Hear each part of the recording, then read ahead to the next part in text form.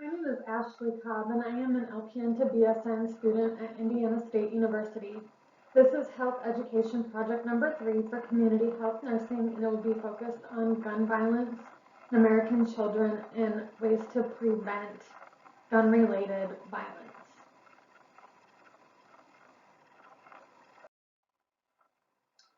By the end of this presentation, you will be able to explain childhood gun violence, state childhood gun violence statistics, identify examples of childhood gun violence, list gun violence prevention initiatives, and discuss ways to protect your child from gun violence. Please stop here to take the pretest to assess your knowledge about gun violence. The pretest link can be accessed at the beginning of this YouTube video. Gun violence is defined as the use of a firearm. A firearm is a pistol, a shotgun, assault rifle, or machine gun, which is used to commit an act of violence, which is an action resulting in injury or threat of injury. An American child is anyone age 18 and under living in the United States of America. What is the problem? So firearms are the leading cause of death for children and teens in the United States. Every year, approximately 18,000 children and teens are shot and killed or wounded, and 3 million children are exposed to gun violence in some way. A child or teen is killed with a gun every 2 hours and 36 minutes in America. 4.6 million children live in homes with at least one gun that is loaded and unlocked. Black children and teens are 14 times more likely than white children and teens of the same age to die by gun homicide. Nearly 60% of child and teen gun deaths are homicides and 35% are suicides. The other 5% are unintentional or undetermined. The vast majority of child and teen gun homicide deaths and unintentional shooting deaths and injuries occur in the home, with 80% of child suicides involving a gun that belonged to a family member. Witnessing gun violence is detrimental to the mental health of a child. Child gun violence in the news. This is local to my area, not far from my own home. On Monday, December 20th, 2021, a 2-year-old child, Hudson Carlisle, was fatally shot in his Puyallup, Washington home. Around 4:00 p.m., emergency crews responded to the home after a 911 caller reported that a child had been injured. When deputies arrived, they found a male child with a gunshot wound. He was transported to the local children's hospital, where he later died of his injuries. Deputies noted to have found multiple firearms in the home. The investigation is still pending. They did not indicate whether or not the rest of the firearms were locked or unloaded, or if the child shot himself, or if another child in the home shot him. The investigation is still pending, as I said before. Since 2000, there have been 356 school shootings, resulting in 327 deaths and 603 injuries.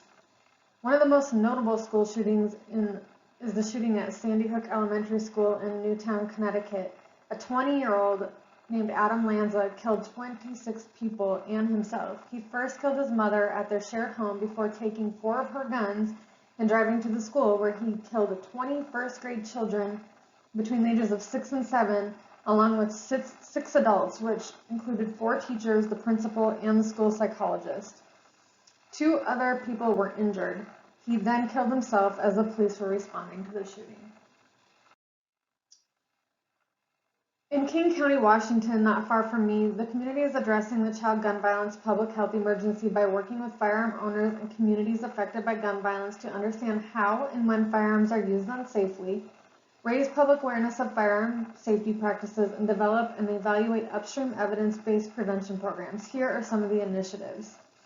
We're supporting a public awareness campaign around safe storage of guns. It's a program called Lock It Up, which educates people on how to keep their children from accessing loaded guns. They're collecting data and identifying trends and advocating for a national public health approach to preventing gun violence. There's also a free program called Project Child Safe, which includes a safety kit, which has the cable-style gun lock that I show in the picture here, which prevents the firearm from being fired unintentionally or intentionally. Potential solutions to preventing childhood gun violence. So secure gun storage, storing guns locked, unloaded, and separate from ammunition. extreme risk laws. So this allows loved ones or law enforcement to intervene by petitioning a court for an order to temporarily prevent someone in crisis from accessing firearms. Smart guns and gun safety features. So we could use technology such as a thumb scan or passcode to turn stolen guns and guns accessed by children into harmless pieces of steel, basically rendering them useless.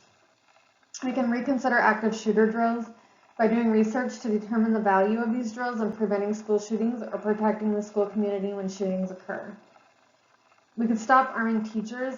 Implementation of strong school safety solutions is imperative. However, in a moment of crisis and a lot of chaos during an active shooter situation, and sometimes it could be a former student of that teacher, it may not be the best answer in preventing those shootings.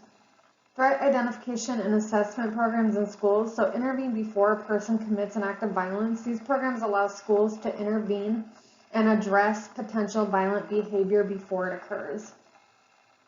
And then background checks on all gun sales. So background checks are the foundation of any comprehensive gun violence prevention strategy. This ensures that the buyer is not legally prohibited from having a firearm for legal or mental health reasons. So how do you protect your child from gun violence? Gun storage. Again, if you keep a gun in your home, it should be unloaded, locked up in a safe, with the ammunition stored separately and also locked up. And you should not tell your children where your guns are located, or the keys. Guns at the homes of others. So before your child goes to a friend's house, you should ask the friend's parents whether the family has firearms in the home and how they're stored if they do.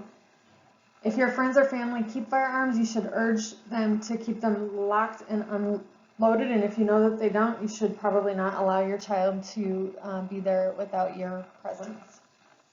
Adolescents, teens, and guns. So parents of older children are less likely to secure their firearms because they probably feel like an older child would be less curious and less likely to mishandle a firearm.